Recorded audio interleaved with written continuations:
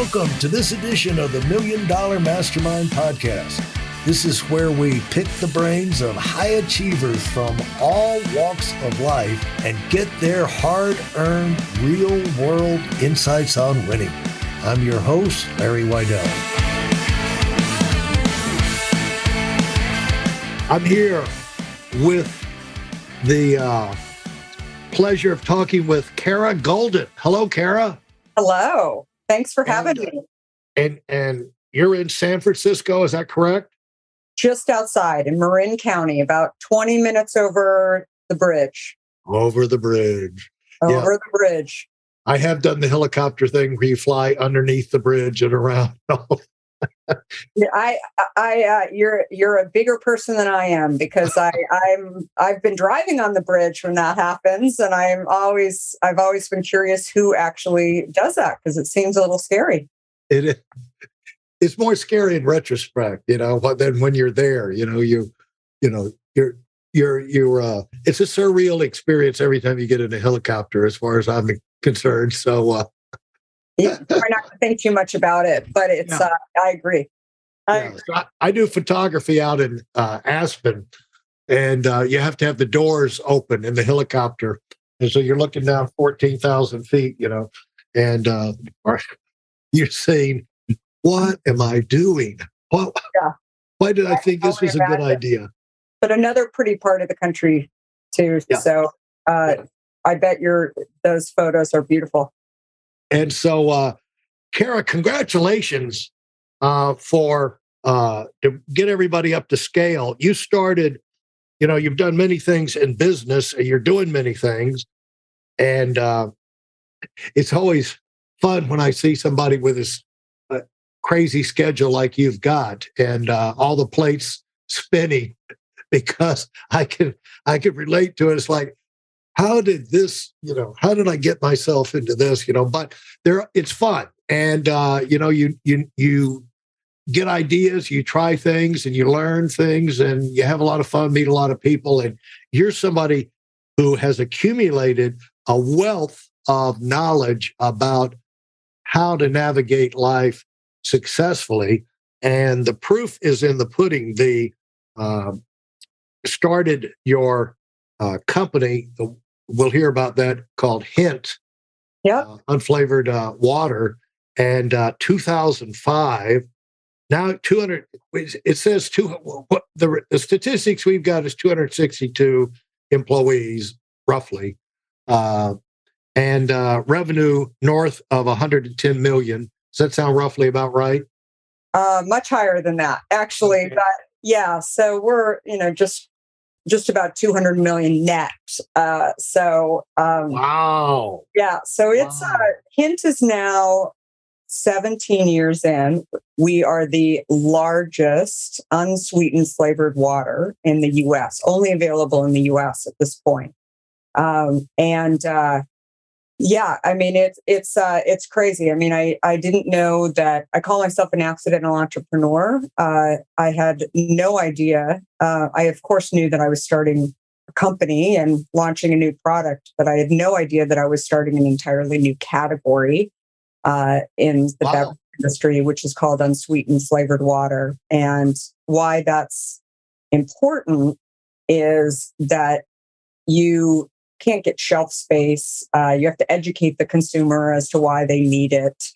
The points, like when we were trying to actually get it into stores, buyers would say to us, well, if it was such a great category and such an important category, then why isn't Coke or Pepsi doing it? Right.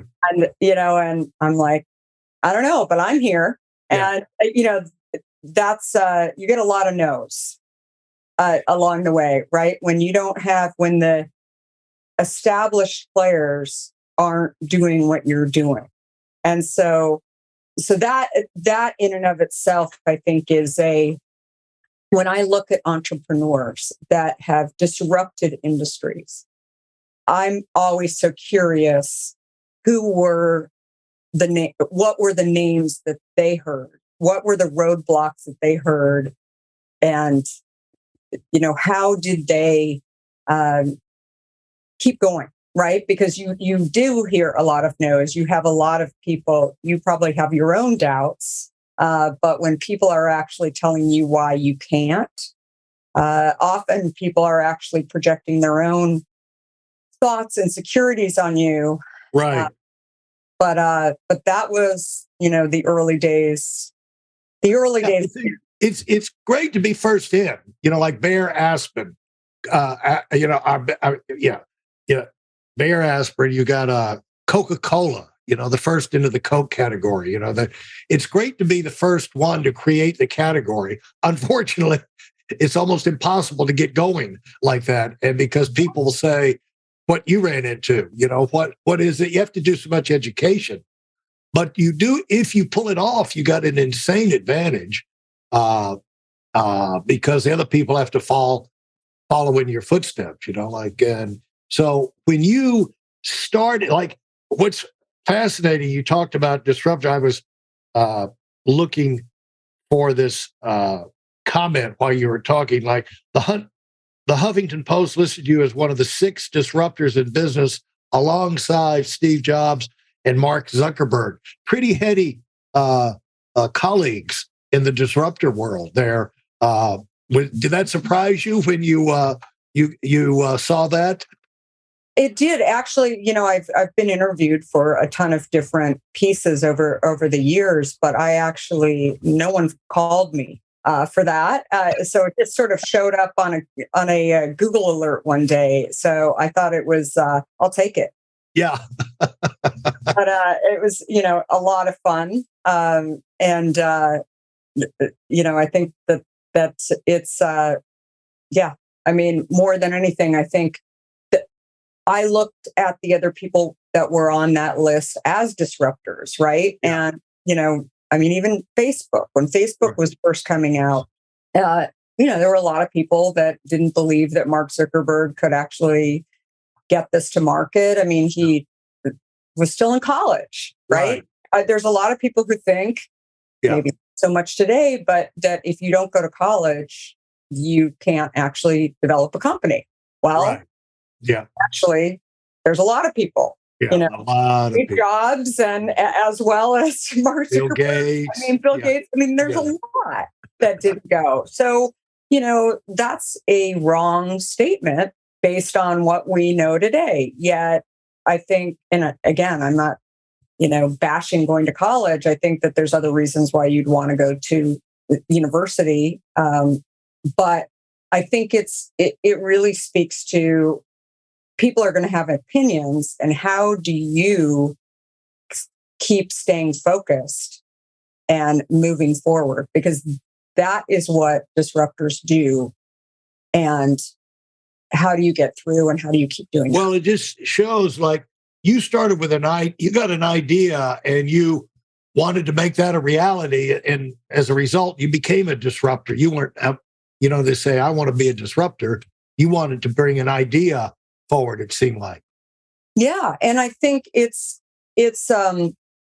think it really boils down to having the right habits, that you're, moving forward and getting up every day and continuing to work on, trying to make something happen. I knew that in order to actually launch a beverage, I needed to actually get it on the shelf. Well, before I could get a product on the shelf, I had to figure out how to make it. I had to figure out how to get a UPC code. I mean, I didn't come from the beverage industry. And I think, frankly, I thought that this process was a lot of fun too. I was ready. I was at a stage in my life where I wouldn't have said this then, but looking back, I was at a stage in my life where I'd kind of risen in the ranks. I was managing a lot of people, and I just wasn't having that much fun. And I wasn't that interested in what I was doing. I had accomplished quite a bit at a pretty young age. And I had worked, just to back up, I had worked in tech, and I had started at a little startup that was doing CD-ROM shopping back in 1994, which was the early stages of what is now known today as direct to consumer. One of our investors. Well, first of all, that CD-ROM shopping company caught my eye when Walt Mossberg, who at the time wrote for the Wall Street Journal, talked about this was an idea that started, it was a Steve Jobs idea inside of Apple, that you put all of the graphics on a disk until modem speeds would catch up, and then just tell the consumer, just keep upgrading.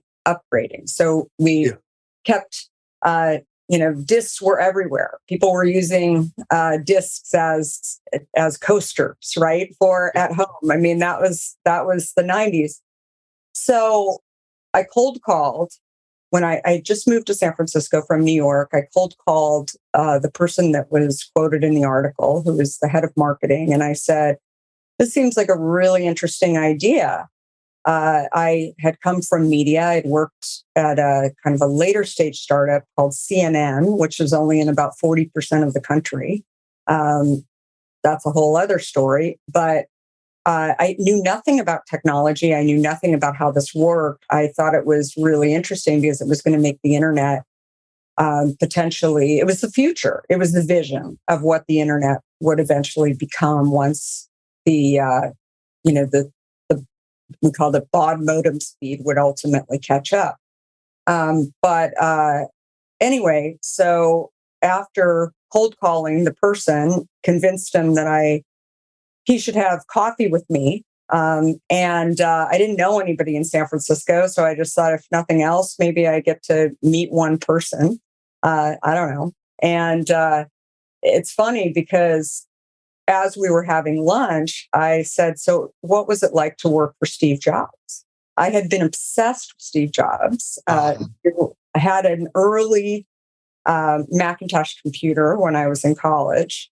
And he said, "Well, I'll tell you what it's like, what it's been like to work for Steve Jobs, if you tell me what it's been like to work for Ted Turner." and I thought it was fascinating. Again, like, I didn't work directly for Ted Turner. I was many ranks down, but I spoke about sort of something that today we call culture, and like this feeling. And like, you always knew Ted was in the building. Even if he didn't announce it, you could just feel it and you could hear him. And it's sort of, this other piece that I learned early on, that when you have founders around, there's a vision, there's an energy that is contagious, right? And people want to follow that. Anyway, so I love the idea for this company. I really didn't go there to go and get a job. It was called To Market. And after he had heard that I had helped work on something at CNN that was kind of the early stages of something called the Airport Channel, which was putting monitors inside of airports, he said, "You should come and help us at To Market." And I said, "What would I do?" And he said, "Well, we need somebody to cold call catalogers and retailers and see if they'll put their catalog on our disc." And I knew nothing about shopping other than the fact that I liked to do it. And I knew which ones would be interesting. And so I figured, what's the worst that can happen? I mean, if I take the job, I don't know anybody in San Francisco anyway. I mean, I can just forget about this job if it doesn't work out. But that was, it ends up that was a really good decision, because shortly after taking the job and doing things like calling Mickey Drexler, who was the head of the Gap at the time, they didn't have a catalog, trying to convince him that they should be on this disc and step into the internet, step into the future. That's when one of our investors, America Online, said, "We're going to acquire you, and we would like this team to come and help us build out shopping on America Online." So I was running the partnerships on America Online for all e-commerce. And nobody really I was the youngest vice president. I was one of the few women at that rank. And again, it was from a cold call, from just calling somebody because I was curious about this company that was sort of solving a problem that I saw as well for what the internet, or how do we get to what the internet should be, I guess is the best way to say it. Well, so far I'm picking up that right from the beginning, you've been interested in companies that were headed into the future and were going to be important, and they're doing important things in the future in terms of CNN and, for some reason you wound up with CNN, and so CNN was a nothing company back then. It was basically a vehicle to show Atlanta Braves baseball games around the country. Totally. Well, and it's a funny story because I started my career in New York at Time magazine, and I was there for a few years. I very quickly realized that, and again, I think that kind of changed over time, maybe at Time, but that the culture that I was in, I had gone to Arizona State University. I hadn't gone to an Ivy League school, and Time, they hired me, but there were limits that as to where I could go in this company unless I went and got my MBA. And then one day I got a call from a headhunter who said, there's this company, CNN, that is interested in interviewing you. Would you be interested?